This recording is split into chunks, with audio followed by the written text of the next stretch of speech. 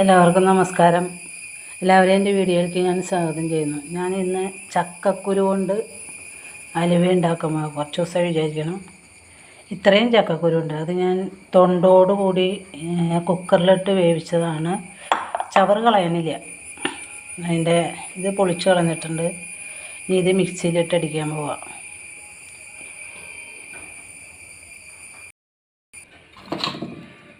ചക്കക്കുരു ഞാൻ ഇതുപോലെ ആണ് അടിച്ചെടുത്തേക്കണേ. നന്നായിട്ട് അരഞ്ഞിട്ടുണ്ട്.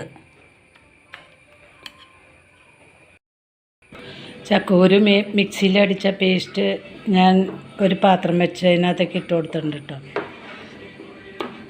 മിക്സി കഴുകി ഒഴിച്ച വെള്ളമാണിത്.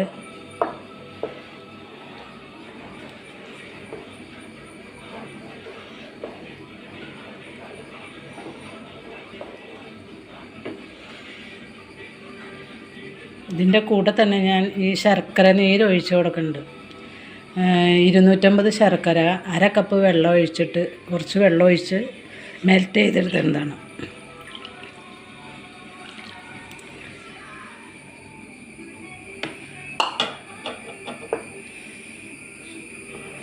ശർക്കരയും ചക്കക്കുരുവിൻ്റെ പേസ്റ്റുമായിട്ട് നല്ലോണം യോജിക്കട്ടെ.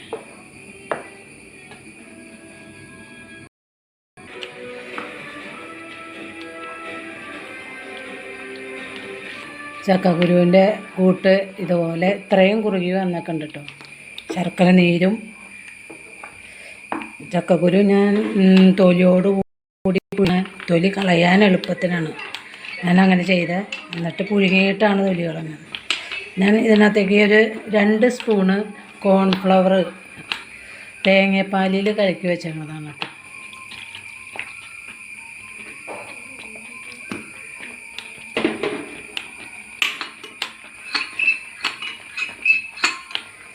കോൺഫ്ലവർ കലക്കി വെച്ചാലും അടിയിൽ ഊറും.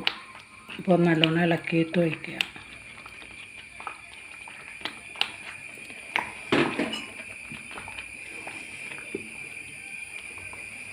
ഇത് പൊട്ടി തെറിക്കുന്നുണ്ട്.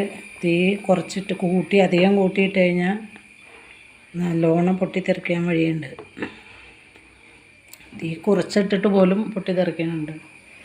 ബാക്കിയുള്ള തേങ്ങാപ്പാലും കൂടി ഒരു തേങ്ങയുടെ ഒരു 3/4 ഭാഗം 2 പ്രാവശ്യമായിട്ട് ഞാൻ പിഴിഞ്ഞെടുത്തതാണ് ഇട്ടത്. അതും കൂടി ഞാൻ ഒഴിച്ചു കൊടുക്കുകയാണ്.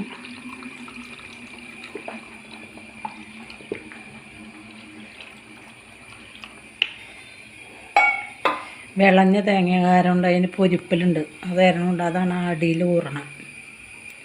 ഇത് വെള്ളം വറ്റട്ടെ. ഞാൻ ഒരു തുള്ളി ഫുഡ് കളർ ഒഴിച്ചു കൊടുത്തിട്ടുണ്ട് കേട്ടോ. അപ്പോൾ ഒന്ന് കളർ ഉണ്ടാകാൻ വേണ്ടി. റെഡ് കളറാണ്. നേരത്തെ ഒരു കഷ്ണം ബട്ടർ ഇട്ടിട്ടുണ്ട്. കുറച്ച് നെയ്യും കൂടി ഒഴിച്ചു കൊടുക്കണം.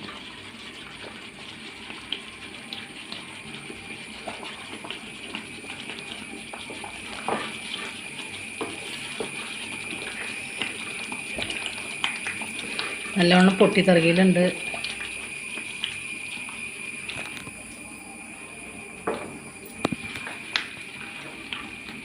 ഇതാണ് കേട്ടോ. ഒരു തുള്ളി ഒഴിച്ചെടുത്താണ്. ഞാൻ ഈ മിക്സിയിലേക്ക് കുറച്ച് ഏലക്കപ്പൊടി ഇട്ട പഞ്ചസാര കൂട്ടി പൊടിച്ചേക്കണതാണ്.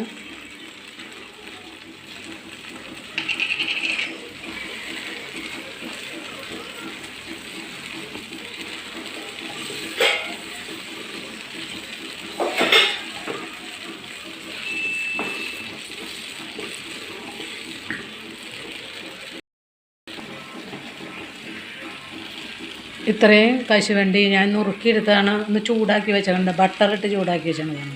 ഇത് ഞാൻ ഇതിനകത്തേക്ക് ഇട്ട് കൊടുക്കാം.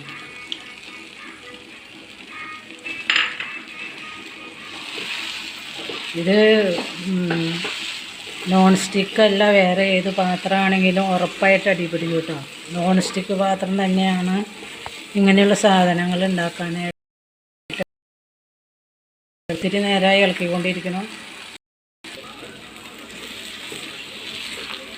ചക്കക്കുരു അലുവ ആയിക്കൊണ്ടിരിക്കണം.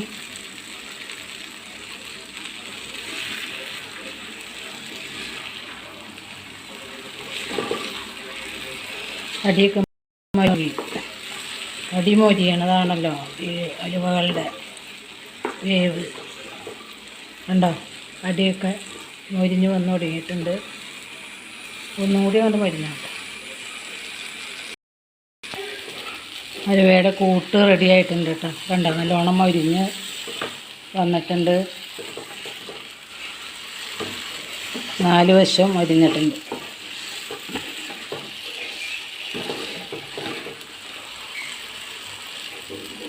ഇത്ര മതി. ഞാൻ തീ ഓഫ് ചെയ്യാണ്.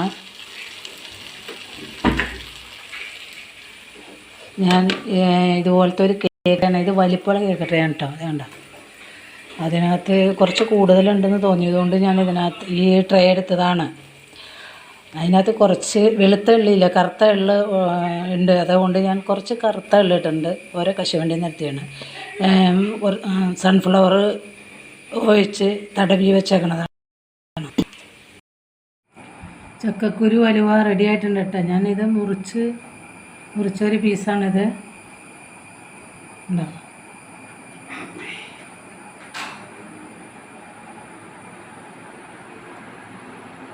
ഞാൻ ചെയ്തത് നിങ്ങൾക്ക് ഇഷ്ടപ്പെട്ടാൽ നിങ്ങൾ എനിക്ക് ലൈക്ക് ചെയ്യുക.